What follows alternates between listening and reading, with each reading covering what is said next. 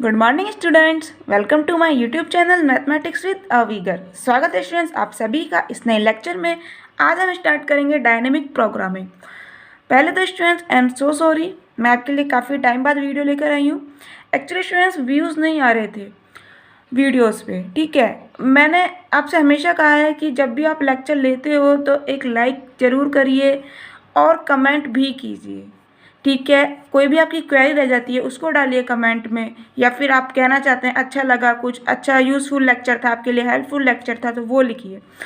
Actually students ना comment आ रहे थे, ना लाइक आ रहे थे, ना व्यूज़ थे, तो मुझे लगा कोई इस लेक्चर को ले ही नहीं रहा है, ऑपरेशन रिसर्च कोई नहीं पढ़ रहा है, ठीक है। इसीलिए मैंने थोड़ा सा ड्रॉप कर दिया। बट अब काफ़ी बच्चों के कमेंट्स आए कि एलपीपी का वीडियो कंटिन्यू रखिए मैम, ठीक है। तो इसलिए मुझे लगा कि नहीं, कोई तो देख रहा है, ठीक है। इसीलिए आज मैं आपके लिए लेक्चर लेकर आई हूँ। तो स्टूडेंट्स प्लीज़ यदि आप लेक्चर ले रहे हैं तो कमेंट ज़रूर कीजिए, जिससे कि मुझे मोटिवेशन मिले कि नहीं, जो मैं पढ़ा रही हूँ वो बच्चे देख रहे हैं, ठीक है। सो स्टार्ट करते हैं फ्रेंड्स। आज हम स्टार्ट कर रहे हैं डायनेमिक प्रोग्रामिंग। इससे पहले हम ऑपरेशन रिसर्च में आपका बाउंडेड वैल्यू प्रॉब्लम्स हम पढ़ चुके हैं, ठीक है। Bounded variable linear programming problem पढ़ चुके हैं हम। रिवाइज सिंप्लेक्स मेथड पढ़ चुके हैं, सिंप्लेक्स मेथड भी हम पढ़ चुके हैं। आज स्टार्ट कर रहे हैं डायनेमिक प्रोग्रामिंग। तो स्टूडेंट इसकी जो थ्योरी है इतनी मतलब ठीक है, अच्छी है, बट एग्ज़ाम के पॉइंट ऑफ व्यू से देखें तो बहुत कम पूछी जाती है, ठीक है। डायनेमिक प्रोग्रामिंग में सिर्फ एक ये प्रिंसिपल है, ठीक है। ये पूछा जाता है एग्ज़ाम में, कंपलसरी नहीं है कि आ ही जाए, बट ज़्यादातर चांस रहते हैं कि प्रिंसिपल पूछ लिया जाता है। सिर्फ स्टेटमेंट है इसका, भी ना कोई प्रूफ है ना कुछ है, कुछ नहीं करना, सिर्फ आपको स्टेटमेंट पूछ लिया जाता है एग्जाम में, उसे लिख कर आना है, ठीक है। इस पर बेस्ड क्वेश्चन है, बहुत कम क्वेश्चन है, बट उनमें से एक क्वेश्चन या दो क्वेश्चन जरूर मिलेंगे आपको, ठीक है। तो स्टूडेंट्स ये तो डायनेमिक प्रोग्रामिंग है। राजस्थान यूनिवर्सिटी की बात करें तो एमएससी में आपके सेकेंड ईयर में आपके ऑपरेशन रिसर्च पेपर चल रहा है। तो जो डायनेमिक प्रोग्रामिंग यूनिट है ये यूनिट 5 है, ठीक है।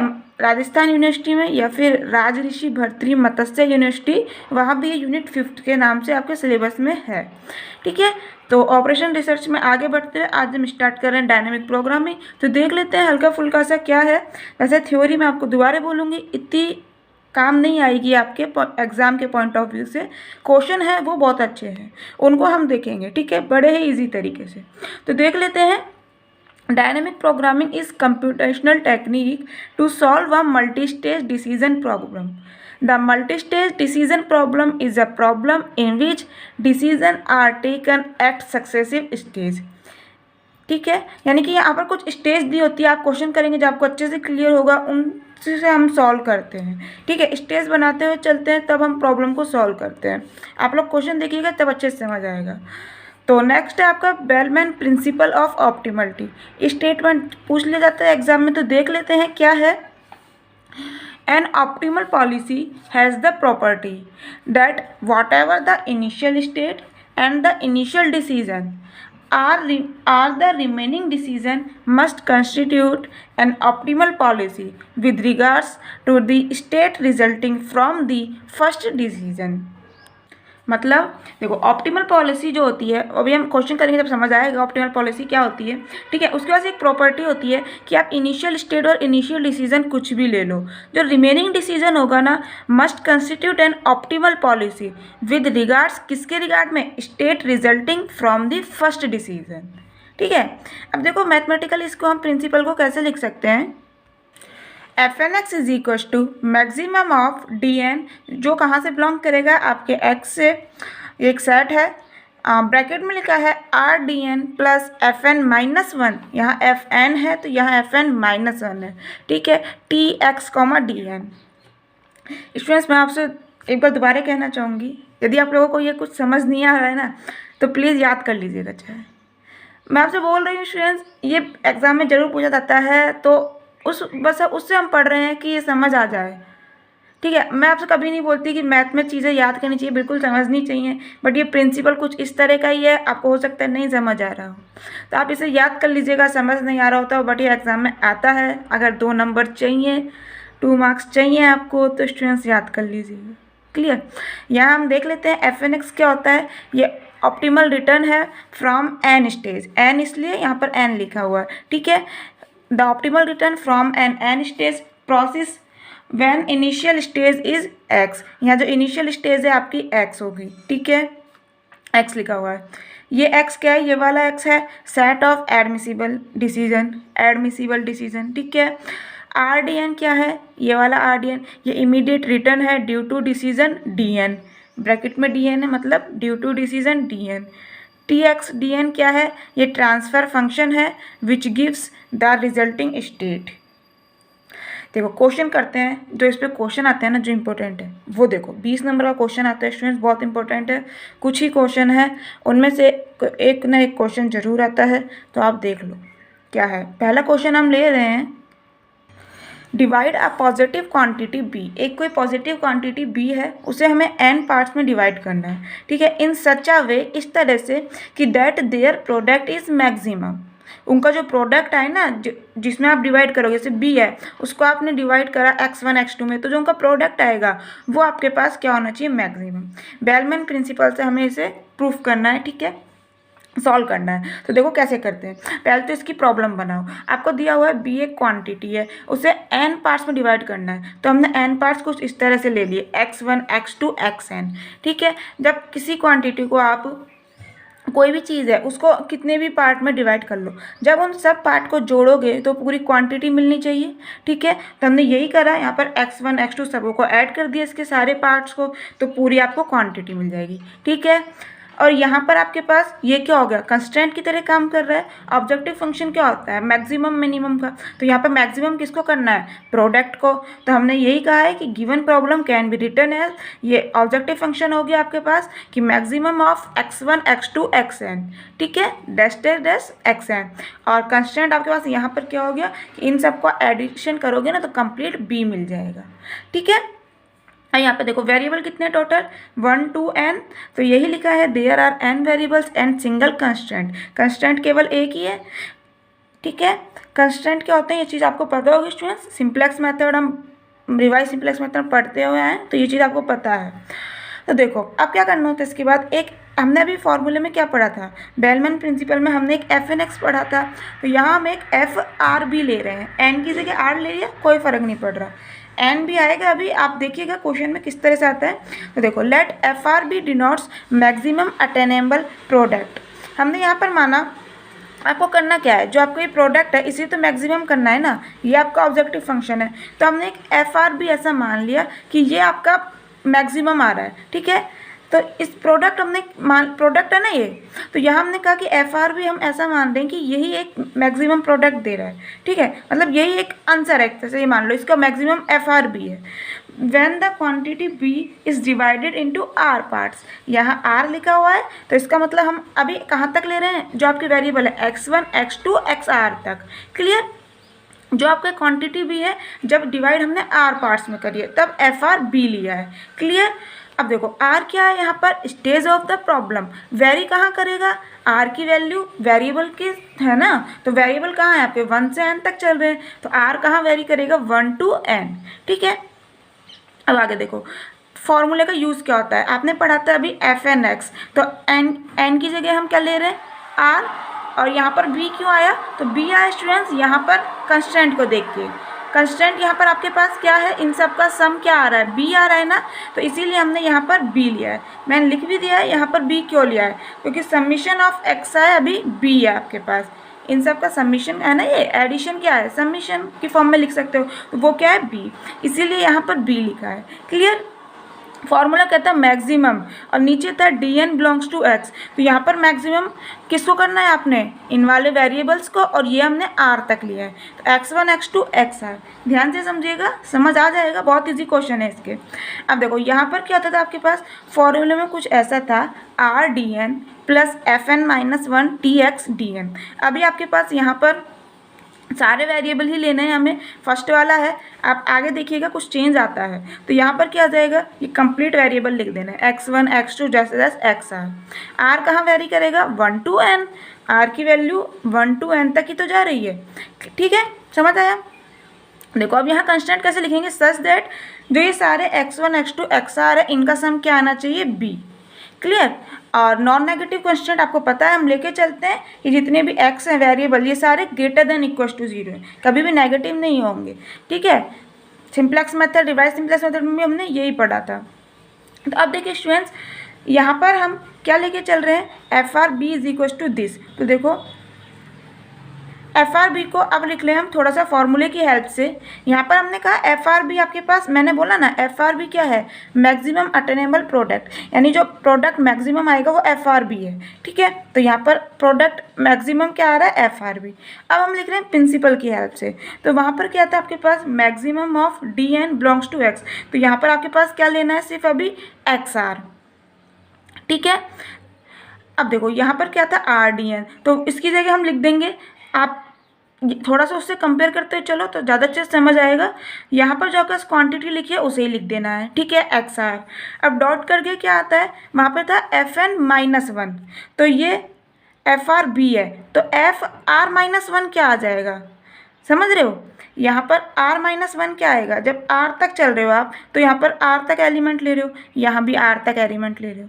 यहाँ पर हम कह रहे हैं r माइनस वन लेना है, क्योंकि फॉर्मूले में आपके पास एफ एन माइनस वन था, ठीक है। फॉर्मूले में एफ एन माइनस वन था ना, तो अब आपको क्या लेना है, एफ आर माइनस वन। तो क्या हो जाएगा, यहाँ पर एक्स आर माइनस वन तक चल जाएंगे, ये वाले वेरिएबल्स ही एक्स आर माइनस वन तक। तो देखो यही लिखा है, maximum of X one X two dust X R minus one, और यहाँ भी आपका एक्स आर माइनस वन। समझ आया कैसे लेते हैं, एफ आर से ही एफ आर माइनस वन बनाया है, ठीक है। अब देखो फर्स्ट का यूज़ करते हुए हम क्या लिख सकते हैं, इसको इसी के हेल्प से तो बनाया है। अब इसी का, अब इस वाली क्वांटिटी को इस फॉर्म में लिख दो तो क्या आ जाएगा, यहाँ पर आपको ये तो समझ आ गया एफ आर की जगह एफ आर माइनस वन आएगा। बट यहाँ क्यों चेंज हुआ, यहाँ एक चीज़ नोटिस करो, ये बी क्यों लिखा है, यहाँ पर X one X two X R सबका एडिशन लिखा हुआ है ना, बी है, इसलिए यहाँ बी लिखा था। यहाँ पर इनका एडिशन क्या आ रहा है, X one X two X R minus one, इनको ऐड करो। अरे यहाँ पर आप समझ नहीं पाए, इससे पहले क्या आएगा, एक्स आर माइनस वन, तो वहाँ तक का एडिशन किसके इक्वल हो जाएगा, इस एक्स आर को उधर भेज दो, बी माइनस एक्स आर के, यही तो लिखा है बी माइनस एक्स आर।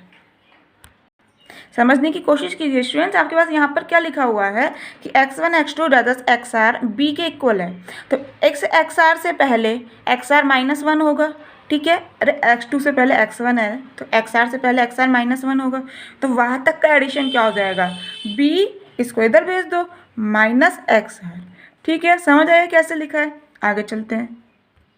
अब क्या करेंगे, अब इस एक्स आर को आप एक मान लीजिए जेड, ठीक है, एक्स आर को मान लीजिए जेड, तो क्या आ जाएगा, तो आपके पास क्या चेंज होएगा, यहाँ पर आ जाएगा जेड, ठीक है, यहाँ पे जेड और यहाँ भी जेड आ जाएगा।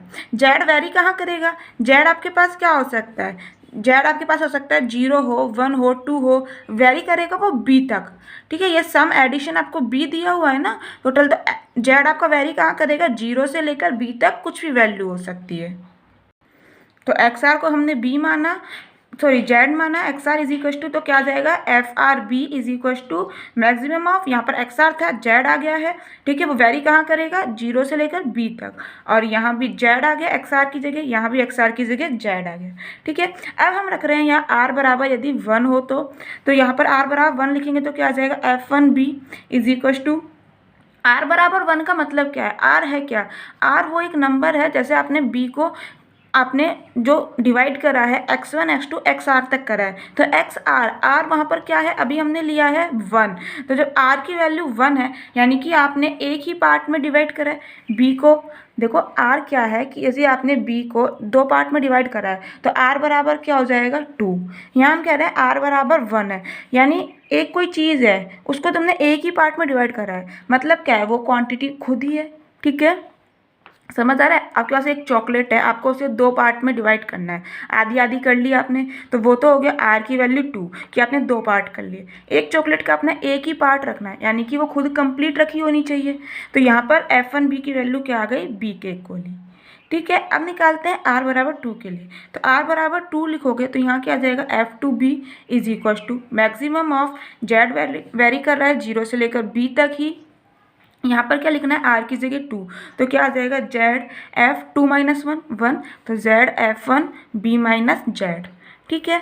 अब देखो इक्वेशन थर्ड का यूज़ करो, F1b is equal to be है, तो F1b माइनस जेड क्या हो जाएगा, यहाँ पर b है तो यहाँ पर b आ गया, यहाँ b माइनस जेड है तो क्या आ जाएगा F1b minus Z, b minus Z, तो इसकी जगह हमने क्या लिख दिया b माइनस जेड। ठीक है, थर्ड का यूज़ करके, समझ आया।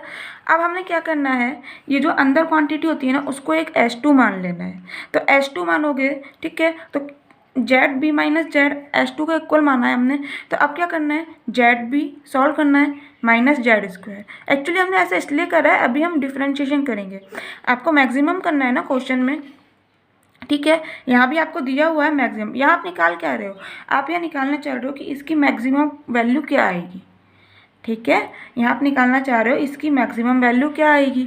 जब जेड 0 से b के बीच में वेरी करेगा तो हम वो कैसे निकालेंगे, इसको हमने एक S2 माना, ठीक है, इसका हम मैक्सिमम के लिए क्या करना होता है, डिफ्रेंशिएशन करते हैं, ऐसे ही करते थे।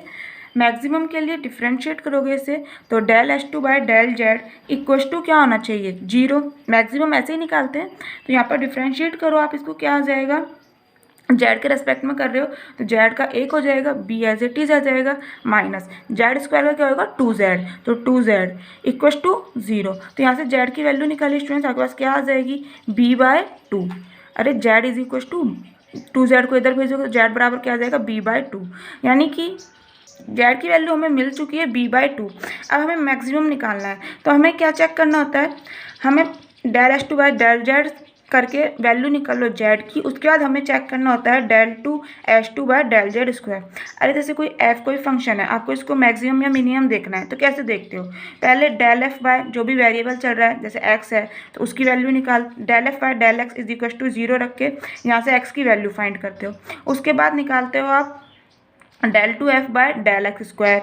यदि ये नेगेटिव आती है इसकी वैल्यू तो हम कह देते हैं मैक्सिमम होगा f, ठीक है, या फिर पॉजिटिव ग्रेटर देन 0 आती है तो हम कह देते हैं मिनिमम होगा, ठीक है। याद रखो लेस देन में क्या होता है मैक्सिमम, ग्रेटर देन में मिनिमम, क्लियर। तो स्टूडेंट्स यहाँ पर यही तो कर रहे हैं हम। अब हमने del two S2 by del Z square की वैल्यू निकाली, तो इसमें क्या करना है, डिफ्रेंशिएशन तो है, b-2z का डिफ्रेंशिएशन क्या आएगा, b तो कांस्टेंट 0 हो जाएगा, यहाँ पर क्या आ जाएगा -2, ठीक है। तो यहाँ पर आपके पास ये माइनस में है यानी कि लेस देन 0 है, यानी कि आपका जो ये S2 है ना वो मैक्सिमम होगा z बराबर b/2 पे, ठीक है। अभी आपको आगे समझ आएगा, अभी आप सोच रहे होगे यहाँ पे जेड का तो यूज़ ही नहीं हुआ, अभी आगे यहाँ पर यूज़ नहीं हुआ है, आगे आप पढ़ेंगे वहाँ पर यूज़ होगा, ठीक है। तो समझ में की बात ये है, मैक्सिमम कब होता है, जब यहाँ पर del two S2 by del Z square की वैल्यू लेस देन 0। अगर ये ग्रेटर देन आती तो हम कह देते मैक्सिमम नहीं होगा मिनिमम होगा, ठीक है, बट ऐसा नहीं होगा। मैक्सिमम निकाल रहे हैं ना, इन क्वेश्चंस में हमेशा मैक्सिमम आएगा आपके पास, ठीक है, मिनिमम निकालोगे तो मिनिमम आएगा। अब देखो वैल्यू आपके पास नेगेटिव आ चुकी है, यानी कि हमने कह दिया लेस देन 0, तो S2 मैक्सिमम हो चुका है z बराबर b/2 पे, तो यानी कि z की वैल्यू b/2 यूज़ करेंगे हम, तो आपके पास क्या आ जाएगा, यहाँ पर z की वैल्यू b/2 यूज़ करोगे तो b/2, और b में से b/2 गए तो क्या बचा b/2, तो मैक्सिमम क्या आ रहा है आपके पास b/2। तो देखो हमने यही लिखा है, यानी कि r बराबर 2 के लिए ऑप्टिमल पॉलिसी क्या आ चुकी है, इस तरह से लिखते हैं हम ऑप्टिमल पॉलिसी को b/2 b/2, ठीक है। F2b की वैल्यू निकाल दो, मैक्सिमम क्या आ जाएगा, यहाँ पर वैल्यू रखिए ना b/2, और b में से b/2 गया था b/2, तो मैक्सिमम वैल्यू क्या आ चुकी है b/2 का स्क्वायर, समझ आया। अब देखिए स्टूडेंट्स r बराबर 3 पुट करते हैं आपके इस क्वेश्चन में, जो F2b की वैल्यू चल रही थी ना आपके पास, हमने ऊपर FRB की वैल्यू निकाली थी, उसमें आपके पास r बराबर 3 पुट करिए तो आपके पास क्या आ जाएगा, देखिए r बराबर 3 लिखेंगे तो आ जाएगा यहाँ पर r की जगह 3, ठीक है। मैक्सिमम ऑफ z वेरी कर रहा है वही 0 से b के बीच में, यहाँ पर था z into FR-1 b minus Z, तो z as it is, r की जगह 3 लिखा है तो 3 - 1 2 हो गया, और b minus Z as it is. अब देखो F2b की वैल्यू आपके पास है, तो F2b माइनस जेड की वैल्यू नहीं निकाल सकते, बिल्कुल यहाँ b है तो यहाँ पर b आना है, तो यहाँ b माइनस जेड होगा तो यहाँ क्या आ जाएगा b माइनस जेड, तो यहाँ इसकी वैल्यू क्या हो जाएगी आपके पास b माइनस जेड बाय 2 का स्क्वायर। तो देखो यही लिखा है, 2 का स्क्वायर की वैल्यू क्या हो गई 4, तो b माइनस जेड का स्क्वायर बाय 4, ये वाली वैल्यू यहाँ पुट कर दो, तो आपके पास क्या आ जाएगा, F3B is equal to maximum of Z, यहाँ पर आपका जेड F2B माइनस जेड की वैल्यू पुट कर दी, B माइनस जेड बाई 2 का स्क्वायर। ठीक है, अब हमने क्या करा था प्रीवियस में भी, अभी इसको अंदर वाली क्वांटिटी को S2 माना था, यहाँ पर S3 मान लीजिए। ठीक है, तो S3 इज इक्वल टू आपके पास अंदर वाला पार्ट कंप्लीट आ गया, जेड B माइनस जेड का स्क्वायर और 2 का स्क्वायर 4। ठीक है स्टूडेंट्स, डायनेमिक प्रोग्रामिंग के क्वेश्चन बहुत ईजी हैं, बहुत ईजी हैं। यदि एक बार में समझ नहीं आता तो प्लीज़ 2 बार देखिए लेक्चर को, ये क्वेश्चन एग्जाम में आने हैं। मत्स्य यूनिवर्सिटी की बात करें तो स्टूडेंट्स जो भी हम क्वेश्चन करेंगे ना, उनमें से आपको ज़रूर क्वेश्चन मिलने वाला है 20 नंबर का। ठीक है, एक यूनिट 20 नंबर की आती है आपके पास, तो यूनिट 5th आपको कहीं पे भी नंबर नहीं कटवाएगी यदि आप सारे लेक्चर ले लेते हैं तो। अच्छे से समझिए, क्लियर। अब देखो इसको क्या मानना है, सेम प्रोसेस है, S3 मान लेना है। अब वही मैक्सिमम निकालना है, तो पहले dS3 by D Z is equal to 0 करके जेड की वैल्यू फाइंड करेंगे, फिर हम D2S3 by D Z square निकालेंगे और वहाँ से देखेंगे मैक्सिमम हो रहा है कि मिनिमम। मैंने आपसे कहा डायनेमिक प्रोग्रामिंग है तो हमेशा मैक्सिमम है ना, तो आएगा ही आएगा मैक्सिमम, ऐसा नहीं है कुछ गड़बड़ हो जाए मिनिमम आ जाए। यदि एग्जाम में कुछ प्रॉब्लम भी हो जाती है आंसर में प्लस माइनस में, तो ध्यान रखना मैक्सिमम का क्वेश्चन है, मैक्सिमम आएगा। अब देखिए यहाँ पर इसका कुछ नहीं, डिफ्रेंशिएशन करना है जेड के रेस्पेक्ट में, तो क्या आ जाएगा आपके पास 1/4 को तो बाहर रखो, डिफ्रेंशिएशन करना है सिंपल, b माइनस जेड के स्क्वायर को रखा, u इंटू वी वाला आता है ना आपको डिफ्रेंशिएशन, u को रखा v का, v को रखा u का डिफ्रेंशिएशन। ठीक है, उससे कर रहे हैं, तो b माइनस जेड के स्क्वायर को रखो, जेड का 1 हो जाएगा। ठीक है, प्लस जेड को हमने एज इट इज रखा, इसका करो, पहले पावर का करोगे तो 2b माइनस जेड आएगा और फिर अंदर वाली क्वांटिटी का क्या हो जाएगा -1। क्लियर, इक्वस टू का चल रहा है 0, सॉल्व कर रहा है कुछ भी नहीं, b माइनस जेड को कॉमन ले लिया, 4 को हमने 0 में भेज दिया तो खत्म हो चुका है। तो b माइनस जेड कॉमन लोगे तो आगे अंदर ये बच जाएगा। अब ये क्या हो चुका है b माइनस 3 जेड, तो यहाँ से जेड की 2 वैल्यू आ गई, एक तो b, ठीक है, अरे इसको इज इक्वस टू 0 रखोगे तो जेड बराबर b आ जाएगा, ये इज इक्वस टू 0 हुआ तो जेड बराबर क्या आ जाएगा b/3। तो यहाँ पर आपके पास जेड की 2 वैल्यूज आ चुकी हैं। अब हमने निकाला D2S3 by D Z square. ठीक है, तो आपके पास एक बार और क्या करना है, डिफ्रेंशिएशन करना है, तो आपके पास यहाँ पर ये क्या है DS3 बाई डी जेड ही तो है, यहाँ से डिफ्रेंशिएशन कर दो, क्या हो जाएगा b माइनस 3 जेड को रखो, पहले इसका करोगे तो क्या आएगा -1, अब b माइनस जेड को रख लो, इसका क्या आएगा -3, b तो कांस्टेंट 0 हो जाएगा। ठीक है, अब यहाँ पर पुट करो z बराबर b/3, यहाँ पे z बराबर b पॉसिबल नहीं है, क्योंकि z बराबर b कैसे पॉसिबल हो सकता है स्टूडेंट्स, यहाँ जेड बराबर b का मतलब हो गया आपने एक में ही सिर्फ करा है, यानी आपने पार्टीशन अभी किया ही नहीं है। और ऐसा कोई ना, पार्टीशन हम कर रहे हैं, हम r बराबर 3 के लिए पढ़ रहे हैं, हमने b को 3 पार्ट में डिवाइड कर दिया है और यहाँ आप कर रहे हो r को आपने डिवाइड ही नहीं करा है, तो ये z की वैल्यू पॉसिबल नहीं है। ठीक है, z is equal to b/3 हो सकता है, तो बस z बराबर b/3 हम लेके चल रहे हैं यहाँ पर। तो हमने जेड बराबर b/3 पुट करेंगे इस वाली क्वांटिटी में, मैं आपसे बोल रही थी ना जब आपने अभी del2S2 bye del Z square निकाला था तो वहाँ पर -2 डायरेक्ट आ गया था, जेड कहीं था ही नहीं, वैल्यू कहाँ रखते, यहाँ आप देखो जेड है तो इसमें वैल्यू रखनी होती है। ठीक है, तो b/3 वैल्यू रखी तो यहाँ पर क्या आ जाएगा आपके पास b माइनस b/3। ठीक है, और अच्छा यहाँ पे तो देखो b/3 लिखोगे, 3 से 3 कैंसिल, b माइनस b 0 हो जाएगा, तो डायरेक्ट यहाँ पे रख दिया हमने z की वैल्यू b/3, ये -3 एज इट इज, सॉल्व कर लो तो क्या आएगा -2b। तो देखो यहाँ पर माइनस में आ गया यानी कि लेस देन 0 हो गया, यानी कि आपका जो S3 है ना, ये जो आपका S3 है ये मैक्सिमम है b/3 पर। हम ये कैसे कह रहे हैं यहाँ b/3 पर मैक्सिमम, क्योंकि हमने b/3 पर चेक करा है, इसकी वैल्यू लेस देन 0 आ रही है। ठीक है, तो हमने कह दिया S3 मैक्सिमम हो गया z बराबर b/3 पर, तो मैक्सिमम आ चुका है। तो ऑप्टिमल पॉलिसी क्या हो जाएगी r बराबर 3 के लिए, कुछ भी नहीं, b/3 को 3 बार लिख दो, 4 के लिए कहोगे तो 4 बार लिख देंगे, ऐसे ही n के लिए कहेंगे तो n बार आ जाएगी। ठीक है, इसी तरह से अब हम आगे देखो प्रूफ करेंगे, ऐसा नहीं निकालते रहेंगे। अब मैथमेटिकल इंडक्शन यही तो होता था हमारे लिए कि एक के लिए प्रूफ कर दो, k के लिए मान लो और k+1 के लिए प्रूफ करके ला दो, तो बस हम यहाँ पर उसी का यूज़ करने वाले हैं। आगे देखिए आप, अब r बराबर 3 के लिए ऑप्टिमल पॉलिसी तो आ चुकी है, मैक्सिमम नंबर और बता देते हैं मैक्सिमम वैल्यू, तो यहाँ पर z की जगह क्या लिख दोगे आप जेड की जगह पुट कर दोगे b/3, तो आपके पास क्या आ जाएगा f3b इज इक्वल टू, यहाँ पर हम मैक्सिमम निकाल रहे हैं ना, तो इसका मैक्सिमम कब होगा, ये मैक्सिमम वैल्यू कब होगी, यही तो है S3, तो ये मैक्सिमम जब होगा जब z is equal to b/3 होगा। तो यहाँ पर b/3 पुट करो, यहाँ भी b/3 पुट करो और सॉल्व करो स्टूडेंट्स, तो आपके पास आ जाएगा b/3 का क्यूब। सॉल्व करना, आपके पास आ जाएगा b/3 का क्यूब। ठीक है, देखो f1b निकाला, f2b निकाला, f3b निकाला। अब हम यूज़ करने वाले हैं प्रिंसिपल ऑफ मैथमेटिकल इंडक्शन। ठीक है, यही लिखा है, now we shall find optimal policy for r बराबर n। r बराबर n के लिए निकालने वाले हैं मैथमेटिकल इंडक्शन की हेल्प से। तो क्या करते हैं, मैथमेटिकल इंडक्शन में हमने बताया ना, अब r बराबर m के लिए मान लेंगे और m+1 के लिए प्रूफ करके दिखाएंगे। तो r बराबर m के लिए ये वाली ऑप्टिमल पॉलिसी मान लेंगे। ये 3 के लिए इस तरह से लिख रहे हैं, तो m के लिए क्या होगा, देखो r बराबर जब 3 था तो हमारे यहाँ पर b/3 3 बार आया था। ठीक है, b/3 क्यों, क्योंकि यहाँ 3 है, कुछ ऐसा चेक करते चलो, यहाँ 3 है इसलिए यहाँ 3 है। पहले वाले में आपके पास यहाँ क्या था b/2 b/2, यानी कि क्योंकि वो r बराबर 2 के लिए था, यानी कि जो क्वांटिटी यहाँ पर है वही यहाँ पर आ रही है आपके पास।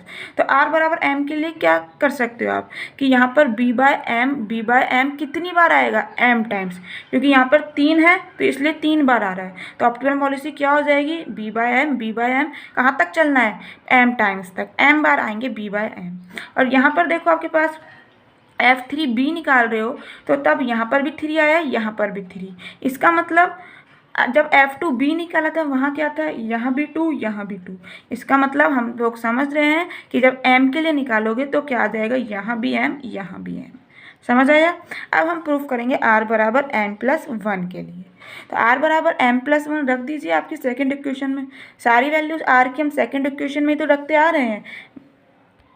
इस सेकेंड इक्वेशन में आपकी वैल्यू रखेंगे अब r बराबर m, तो r बराबर m+1, तो यहाँ पर क्या आ जाएगा fm+1, यहाँ पर क्या आएगा m+1 और -1, तो यहाँ पर तो स्टूडेंट्स आपके पास यहाँ पर क्या आ जाएगा m+1 -1 m आ जाएगा। ठीक है, fm, तो देखिए fm+1b इज इक्वल टू क्या आ जाएगा, मैक्सिमम ऑफ z 0 से b के बीच में वेरी कर रहा है, z fm और b - z as it is. ठीक है, अब देखो यहाँ पर हम वैल्यू रखेंगे fm b - z की।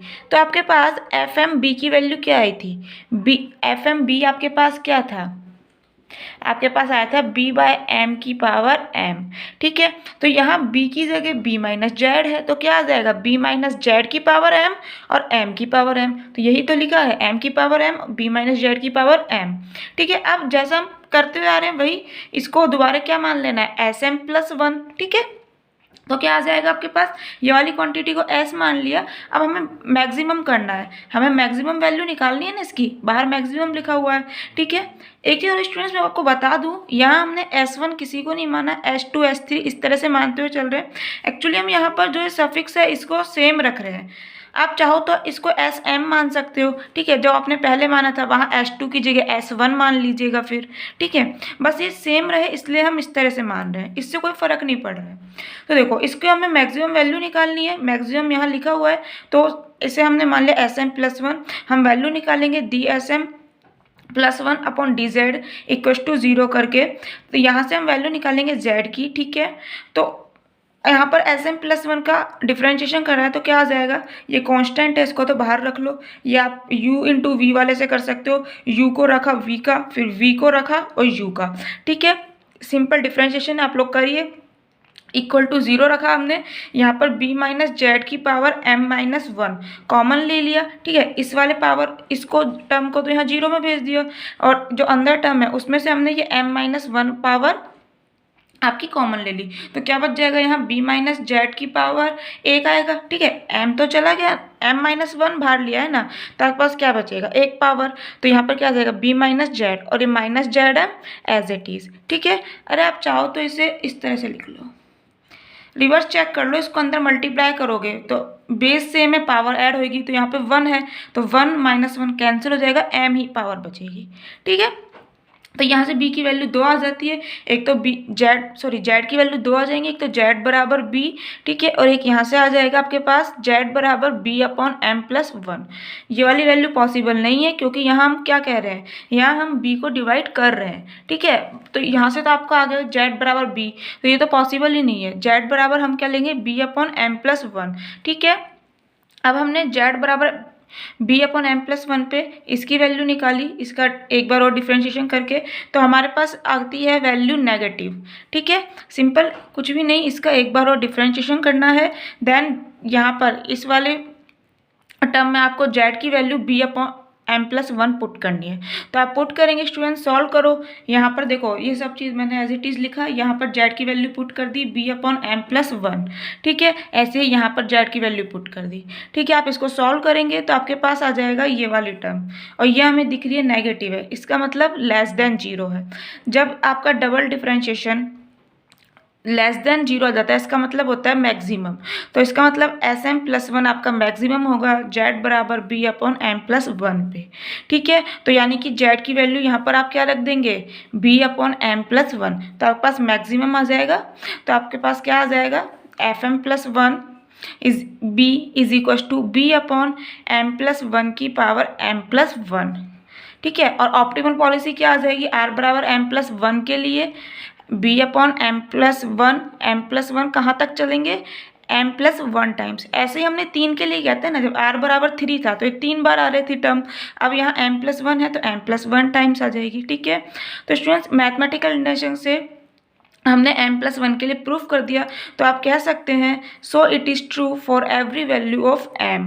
जब ये m की हर एक वैल्यू के लिए ट्रू है तो by PMI, principle of mathematical induction, हम ये कह सकते हैं ये n की हर एक वैल्यू के लिए ट्रू होगा। तो r बराबर n के लिए ऑप्टिमल पॉलिसी क्या आ जाएंगी, यहाँ पर m+1 के लिए n पुट करो और कुछ भी नहीं, तो यहाँ क्या आ जाएगा b/n कितनी टाइम्स, ये m+1 टाइम आ रहा था क्योंकि यहाँ पर m+1 है, तो ये कितनी टाइम आ जाएगा, n टाइम्स, ठीक है। ऐसे ही यहाँ पर m+1 के जगह n पुट करना है और कुछ भी नहीं, तो क्या आ जाएगा Fnb = b/n की पावर n। तो आपको क्वेश्चन में था क्या, ऑब्जेक्टिव फंक्शन यही था, मैक्सिमम वैल्यू निकालनी थी।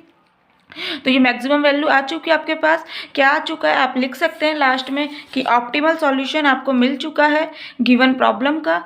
x1 x2 सभी की वैल्यू क्या है, ये b/n, ऑप्टिमल पॉलिसी आपने निकाली, यहाँ से देख सकते हैं सभी की वैल्यू b/n आई है सेम। और ऑप्टिमल वैल्यू क्या आ गई, ऑब्जेक्टिव फंक्शन। ऑब्जेक्टिव फंक्शन यही तो था आपका मैक्सिमाइजेशन का, तो हमारे पास इसकी वैल्यू क्या आ चुकी है, b/n की पावर n, यहाँ से आप लोग देख सकते हैं, ठीक है। तो ये स्टूडेंट्स आपका एक क्वेश्चन है डायनेमिक प्रोग्रामिंग का, इंपॉर्टेंट क्वेश्चन है, प्लीज़ इसे कर लीजिए, अच्छा क्वेश्चन है, एग्जाम में आ सकता है, ठीक है। सो थैंक यू स्टूडेंट्स, मिलते हैं नेक्स्ट लेक्चर में कुछ अच्छे क्वेश्चंस के साथ। अगर ये लेक्चर अच्छा लगा हो तो प्लीज़ एक लाइक ज़रूर कीजिएगा। Thank you.